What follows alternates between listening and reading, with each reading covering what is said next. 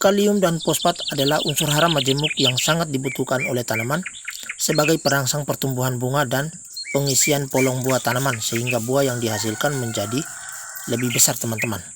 Bagaimana cara untuk mendapatkan MKP atau pupuk yang dominan dengan unsur hara kalium dan fosfat?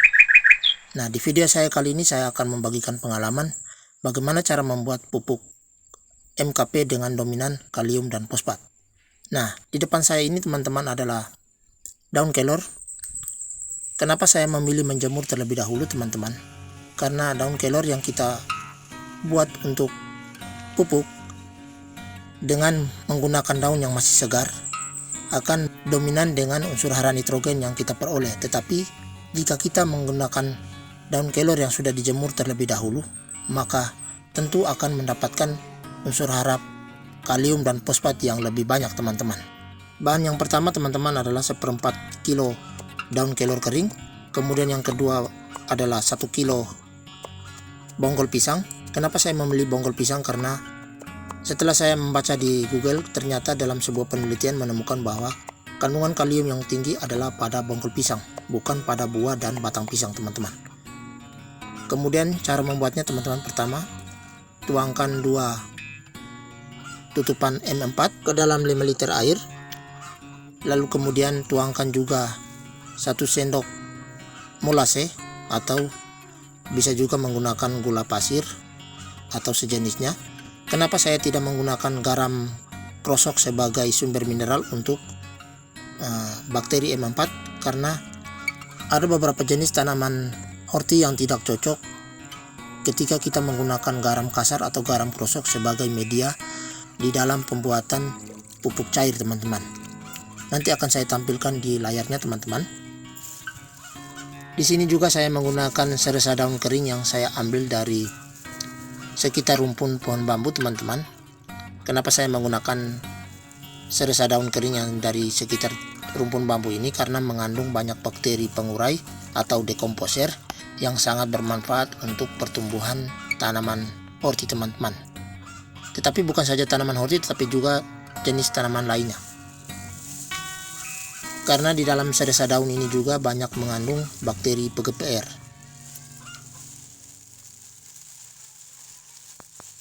Selanjutnya kita masukkan daun kelor yang sudah kering kemarin teman-teman, yang sudah saya jemur kemarin, sebanyak 1/4 kilogram.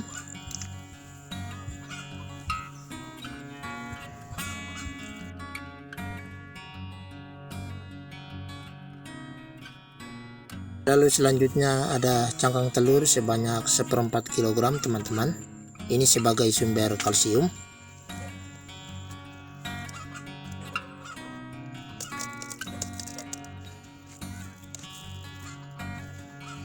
Dan yang terakhir adalah bonggol batang pisang yang sudah saya cincang halus sebanyak 1 kilogram teman-teman. Ini sebagai bahan untuk menghasilkan kandungan fosfat yang lebih banyak teman-teman. Selanjutnya teman-teman, untuk mendapatkan kandungan pupuk yang lebih bagus, maka bahan-bahan yang sudah dicampur ini perlu difermentasi terlebih dahulu selama 2-3 minggu di bawah tempat yang teduh dan tidak terkena matahari. Ini maksudnya supaya proses fermentasi berjalan dengan bagus dan menghasilkan unsur hara yang kita perlukan. Dan hari ini teman-teman, setelah melewati proses fermentasi selama 3 minggu, hari ini saya akan melakukan proses penyaringan karena pupuk ini sudah saya peroleh, dan kali ini saya akan menunjukkan bagaimana cara menggunakannya, dosisnya bagaimana, dan juga cara menyimpan pupuk organik cair yang benar teman-teman sehingga tidak terkontaminasi oleh bakteri dan jamur jahat lainnya.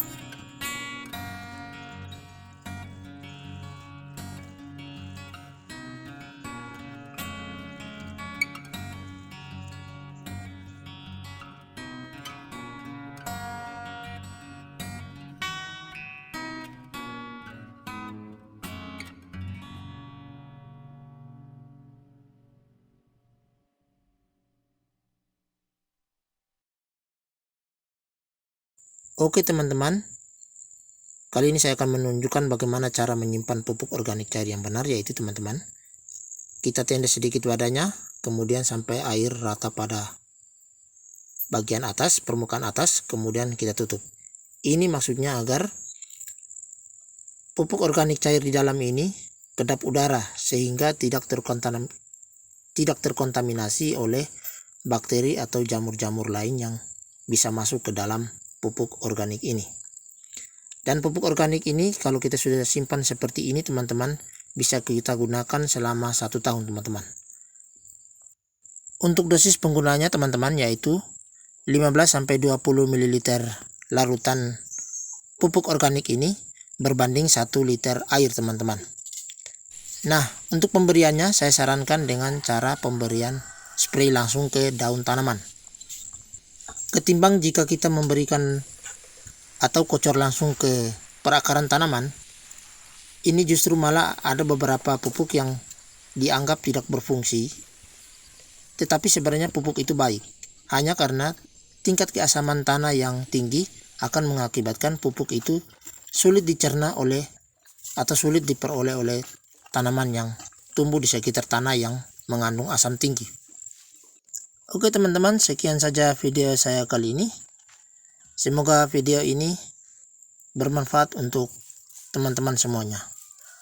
Jangan lupa like dan subscribe, komen. Mungkin saya juga bisa belajar dari teman-teman yang sudah menonton video saya ini.